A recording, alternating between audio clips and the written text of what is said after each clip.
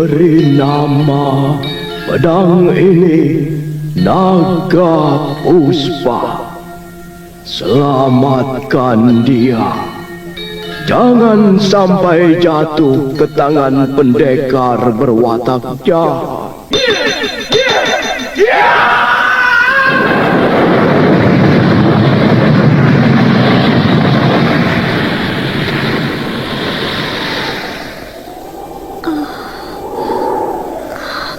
Kakang Kamandanu, kau masih juga tidak percaya bahwa aku mencintaimu. Mesin, maafkan aku, Mesin. Mesin, Mesin.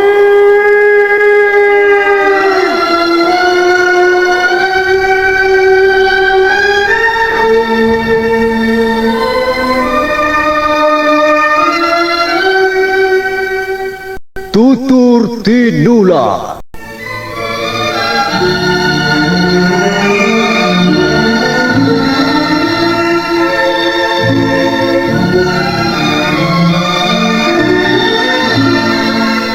Sebuah sandiwara radio serial, produksi Sanggar Cerita dan Teater Sanggar Prativi. Sebuah kisah dengan latar belakang sejarah runtuhnya Singasari dan berdirinya Kerajaan Majapahit.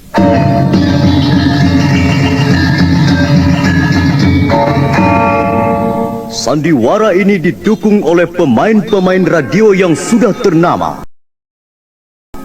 Ferry Fadli, Ivone Rose, dan Eli Ermawati.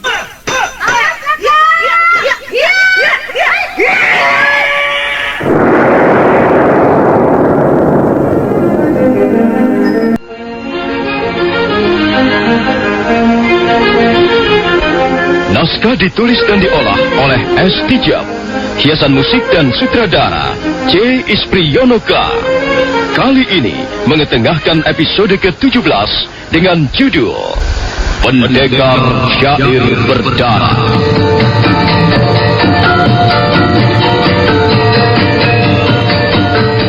Dalam seri ke-495 ini didukung oleh para pemain Eli Burhan sebagai Nyai Ramapati, Idris Apandi sebagai Ramapati, Heri Stiono sebagai Sang Rama Wijaya, Ferry Fadli sebagai Arya Kamandanu, Ivone Rose sebagai Sakawuni, Mas Niko sebagai Nambi, dan Asdi Suhastra, pembawa cerita. Tengah tua yang rambutnya mulai memutih itu segera menghampiri suaminya. Kakang Ramapati, mengapa tidak kau wakilkan saja pada orang lain? Kukira Rawedeng dan Rapangsa bisa mewakilimu. Rawedeng tidak bisa bicara, Nyai. Apalagi Rapangsa masih seringkali gugup. Mereka tidak mampu mengendalikan perasaan, sehingga sukar mengatur kata-kata yang bisa mengena di hati Sang Prabu. Tidak, Nyai. Aku tidak akan mewakilkannya pada siapapun. Aku sendiri yang akan melaporkan peristiwa di kaki Gunung Welirang. Aku tidak akan memberi kesempatan Arya Kamandanu untuk menutup-nutupi kesalahannya. Di mana Ratanja? Di halaman belakang. Dia sudah mulai berkenalan dengan para abdi yang lain, Kakang. Ingat, Nyai, dia bukan abdi. Anak itu mempunyai keahlian yang langka. Aku yakin suatu saat nanti kita membutuhkan keahliannya itu. Kau harus dapat memperlakukannya dengan baik supaya dia kerasan tinggal di sini. Nah, aku pergi dulu, Nyai. Hati-hati, Kakang. Sang Ramapati melambaikan tangannya. 4 orang prajurit bergegas datang menggotong sebuah tandu berukiran indah. Sang Ramapati segera naik ke atas tandu.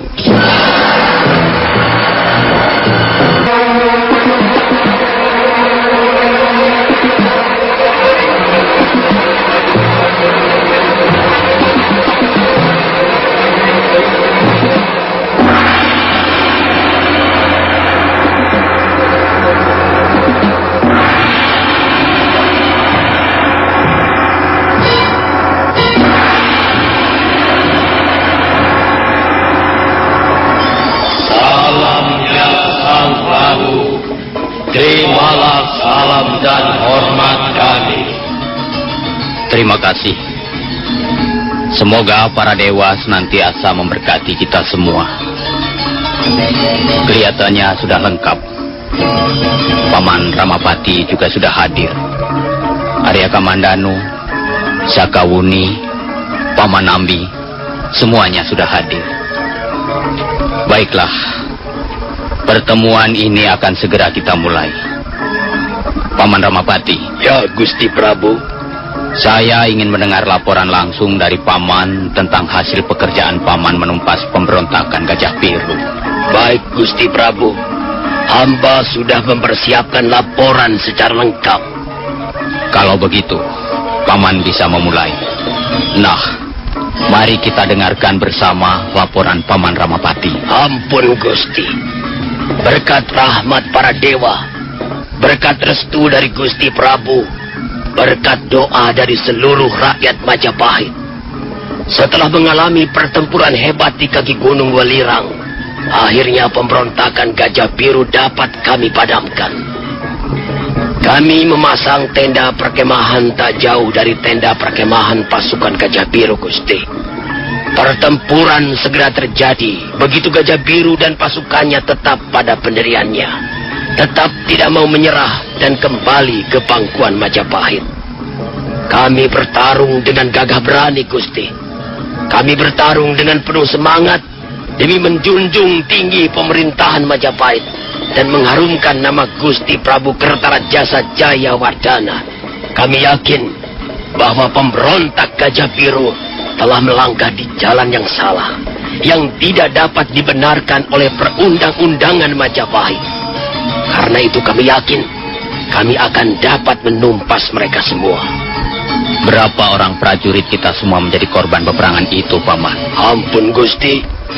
Kami berangkat dengan disertai 1000 orang prajurit. Mereka terdiri dari pasukan pemanah, pasukan pedang, pasukan tombak, dan pasukan berkuda. Setelah pertempuran selesai, maka jumlah kami tinggal 450 orang, Gusti. 20 orang diantaranya menderita luka-luka berat dan akhirnya meninggal di perjalanan. Sementara yang 60 orang hanyalah mengalami luka-luka ringan. Ampun, Gusti. Hamba mohon bagi keluarga prajurit yang gugur diberikan santunan dan perhatian agar mereka tidak hidup terlantar, Gusti. Iya, tentu saja, Paman. Itu sudah menjadi kewajiban pemerintah Majapahit. Kita tidak boleh melupakan keluarga siapa saja yang telah menanamkan jasa bagi pertumbuhan dan kemajuan negeri ini. Soal santunan itu, Paman bisa langsung mengurusnya. Saya harap Paman Nambi bersedia membantu Paman Ramapati mengurus kesejahteraan keluarga prajurit yang gugur di kaki Gunung Welirang. Nah, Paman Ramapati, apakah masih ada yang hendak Paman laporkan di depan para hadirin? Ampun, Gusti. Masih ada sedikit lagi. Hamba merasa lega dan gembira karena sekalipun banyak jatuh korban, tapi pekerjaan kami tidak sia-sia. Gajah Biru dan Rakeh Mandana terbunuh dan seluruh pasukannya dapat dimusnahkan. Dan hal ini berkat semangat tempur yang tinggi dari prajurit-prajurit Majapahit. Mereka memang pantas mendapat penghargaan, Gusti. Mereka adalah prajurit-prajurit teladan yang pantas memperoleh perhatian khusus. Baiklah, Paman Ramapati.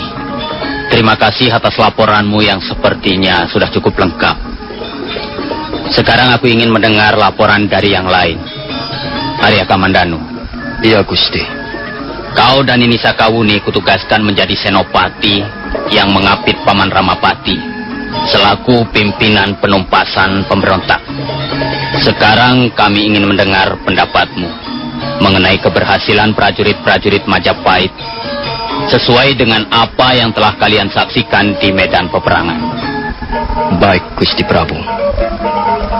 Ampun, Gusti. Sebenarnya hamba merasa sangat kecewa, sekalipun prajurit-prajurit Majapahit kembali dengan membawa kemenangan. Ampun, Gusti. Telah beberapa kali hamba ikut terjun ke medan pertempuran demi membela negeri Majapahit. Tapi baru pertama kali ini hamba merasa sangat kecewa.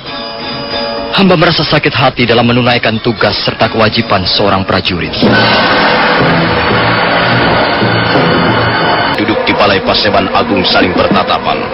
Semua dapat mendengar dengan jelas apa yang baru saja diucapkan Arya Kamandanu. Sang Ramapati kelihatan sangat geram, tapi nampaknya pembesar negeri itu berusaha mengendalikan dirinya.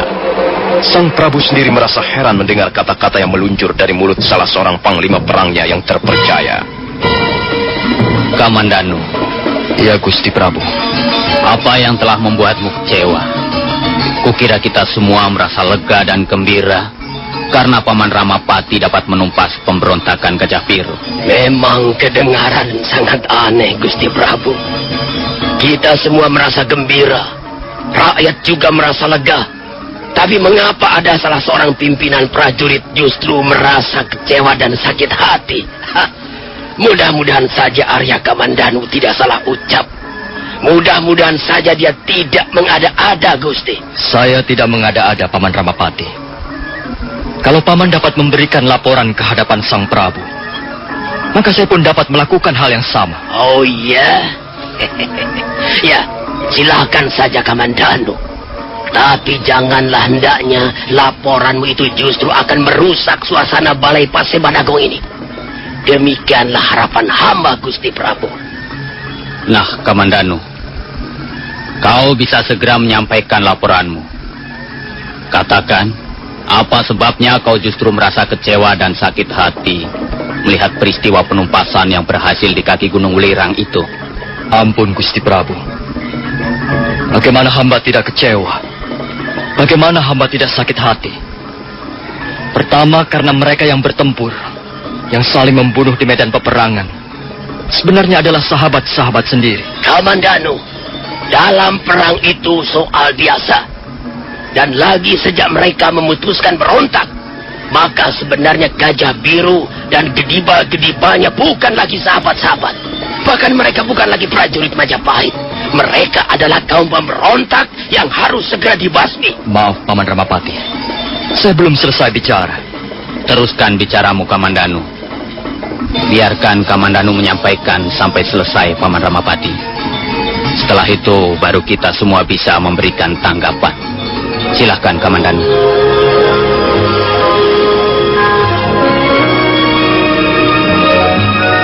Ampun Gusti. Hamba benar-benar kecewa. Hamba sangat sedih melihat mereka saling membunuh.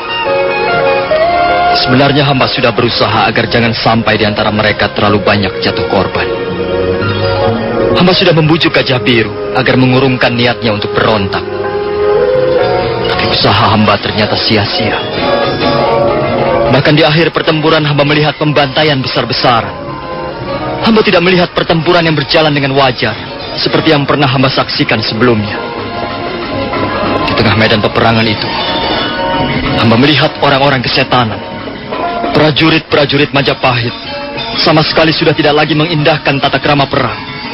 Mereka terus membabat, membunuh dengan sangat kejam. Mayat bertumpuk-tumpuk, darah berceceran di atas rumput. Ampun Gusti Prabu. Ketika itu pasukan Gajah Biru sudah tinggal sedikit sekali jumlahnya. Gajah Biru sendiri dan Rakeh Mandana sudah tewas. Tapi prajurit Majapahit sama sekali tidak memberi ampun. Mereka terus membunuh dan membunuh. Sebenarnya mereka sudah tidak berdaya. Mereka sudah bermaksud menyerah. Tapi karena terus diburu dengan senjata terhunus, maka mau tidak mau mereka terpaksa mempertahankan diri. Dan akhirnya semuanya terbunuh. Ampun Gusti Prabu. Hamba juga adalah seorang prajurit. Tapi hamba tidak sampai hati melakukan kekejaman seperti itu. Hamba telah mengusulkan pada Paman Ramapati agar pertempuran segera diakhiri. Bagi orang-orang Gajah Biru yang terluka dan masih hidup segera bisa diikat dan dijadikan tawanan. Tapi usul hamba ditolak. Bahkan hamba dituduh telah bersekongkol dengan Gajah Biru. Ampun Gusti Prabu. Dan bukan hanya sampai di situ kekejaman yang diperlihatkan prajurit-prajurit Majapahit. Hamba melihat dengan mata kepala sendiri. Bahkan hamba hampir tidak percaya pada penglihatan hamba sendiri. Keluarga Gajah Biru, anak-anak dan istrinya. Semua ikut terbunuh di dalam tenda perkemahannya. Hamba lalu bertanya dalam hati. Bertanya setengah tidak percaya. Benarkah ini pekerjaan prajurit-prajurit Majapahit? Tapi tentu saja ini bukan kesalahan mereka. Harus ada yang bertanggung jawab atas peristiwa mengerikan ini. Hamba kira Gusti Prabu tahu orang yang hamba maksudkan. Sekian laporan hamba. Hamba mohon ampun kalau sekiranya laporan hamba kurang berkenan di hati Gusti Prabu. Tapi setidak-tidaknya hamba sudah menyampaikan hal-hal yang memang sudah menjadi kewajiban hamba untuk menyampaikannya.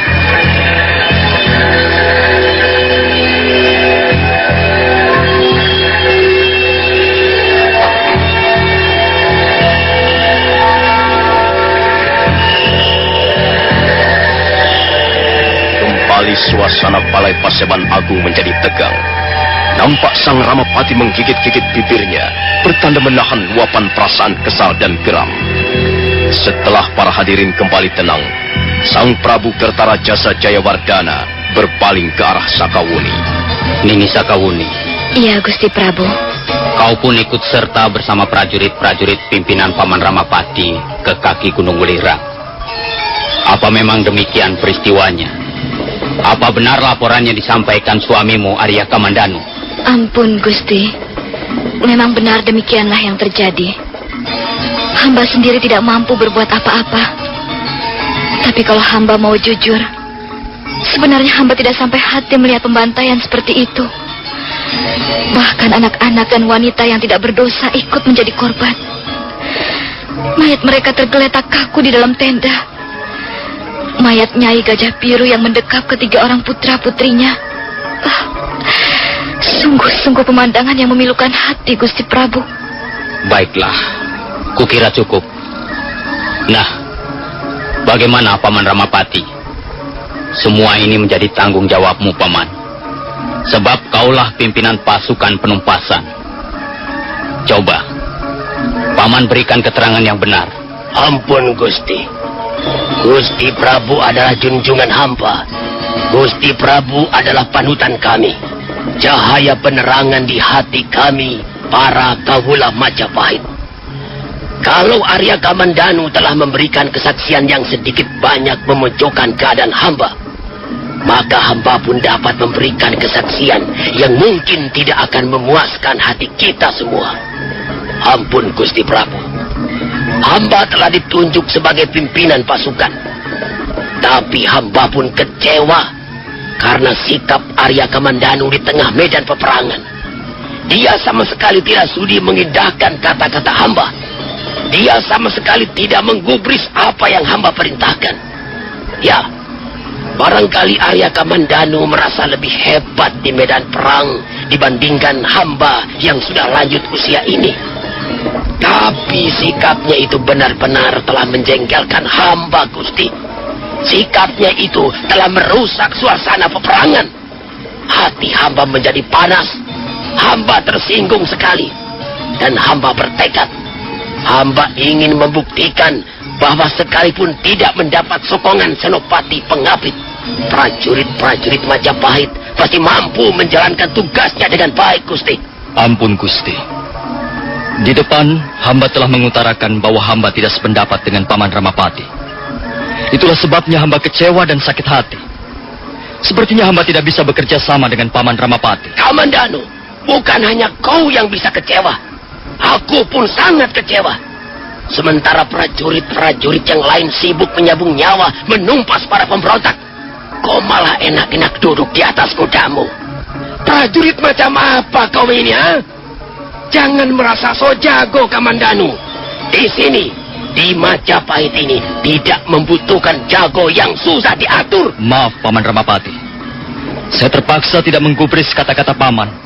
Karena memang saya tidak setuju kebijaksanaan Paman di medan peperangan. Saya bagaimanapun juga adalah seorang prajurit. Tapi prajurit jauh berbeda dengan jagal manusia. Saya tetap menilai bahwa pertempuran di kaki Gunung Welirang kotor. Pertempuran yang tidak sehat. Barangkali jalan pikiranmu yang sudah tidak sehat, Arya Kamandanu. Paman Ramapati, suatu ketika nanti orang akan tahu bahwa hasil pekerjaan paman ini adalah kotor dan tidak terpuji. Paman telah membantai teman-teman sendiri. Mereka itu pemberontak. Mereka bukan lagi teman-teman kita. Baiklah. Sekarang bagaimana dengan keluarga Gajah Biru? Pantaskah prajurit-prajurit Majapahit yang gagah perkasa, yang sanggup menaklukkan bala tentara Tartar, akhirnya harus membunuh anak-anak dan wanita yang tak berdosa? Mereka keluarga pemberontak. Mereka juga harus dimusnahkan. Disinilah letak perbedaan kita, Paman. Paman terjun ke medan peperangan untuk menunjukkan kekuasaan dan kekuatan, dan bukan semata-mata untuk memadamkan api pemberontakan. Ampun, Gusti Prabu. Menurut pendapat hamba, perselisihan pendapat ini sebaiknya dihentikan. Benar, Nini Sakawuni. Perbedaan pendapat memang hal yang wajar. Tapi janganlah kita saling menuruti hawa nafsu, sehingga perbedaan itu akan berkembang menjadi permusuhan di antara teman-teman sendiri. Paman Ramapati. Ya, Gusti Prabu. Dan kau, Kamandanu. Iya, Gusti Prabu. Aku sudah mendengar dengan gamblang laporan dari kalian berdua. Menurut pendapatku, Arya Kamandanu benar. Tapi ada juga salahnya. Bagaimanapun juga kau tidak boleh memperlihatkan sikap membangkang terhadap pimpinanmu di medan perang. Sebab sikap seperti itu cepat atau lambat akan meruntuhkan semangat tempur prajurit-prajurit yang lain. Sebaliknya, sikap patuh akan menumbuhkan kepercayaan, menumbuhkan semangat juang yang tinggi, sehingga setiap kesulitan di medan peperangan akan dengan mudah diatasi. Nah, demikian pula Paman Ramapati, tidak seluruhnya benar. Sebelum berangkat meninggalkan Majapahit, aku hanya memerintahkan agar pasukan Gajah Biru ditumpas, kalau memang mereka tidak mau menyerah. Tapi mengapa Paman masih juga menyuruh prajurit-prajurit membunuh mereka, dan sama sekali tidak memberi kesempatan untuk menyerah? Dan yang sangat memprihatinkan ialah pembunuhan keluarga Gajah Biru. Hal ini benar-benar sangat mengejutkan, sangat disayangkan. Apakah Paman tidak sadar bahwa sikap dan tindakan itu justru bisa menghancurkan nama baik Majapahit sendiri?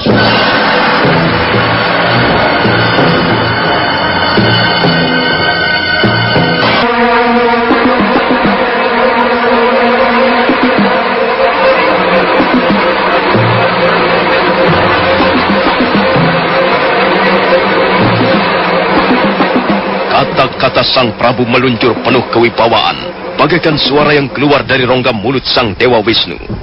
Sang Ramapati menundukkan wajahnya dalam-dalam ke lantai balai Paseban Agung. Demikian pula yang lain. Suasana menjadi hening sunyi.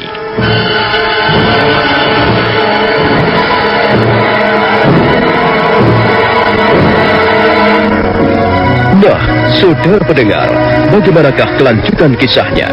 Silakan menunggu seri berikutnya. Sampai jumpa.